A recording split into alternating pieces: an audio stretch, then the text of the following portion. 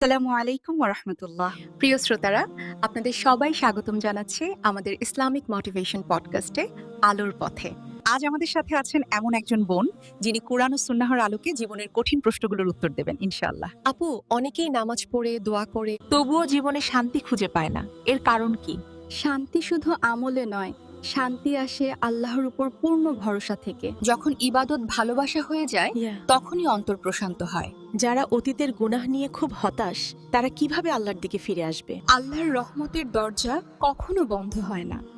তাওবা এমন একটি নিয়ামত যা একজন গুনাহগারকে প্রিয় বান্দায় পরিণত করে। ফিরে আসাই সবচেয়ে বড় বিজয়। আজকের সমাজে অনেক মুসলিম নারী ভেঙে পড়ছে, তাদের জন্য আপনার বার্তা কি? তোমার সম্মান মানুষের হাতে নয়। তোমার সম্মান আল্লাহর হাতে। যে নারী আল্লাহর উপর ভরসা রাখে সে কখনো দুর্বল হয় না। হে আল্লাহ, আমাদের অন্তরকে ঈমানের নূরে ভরে দিন। প্রিয় শ্রোতারা, আজকের এই মূল্যবান সময়ের জন্য ধন্যবাদ।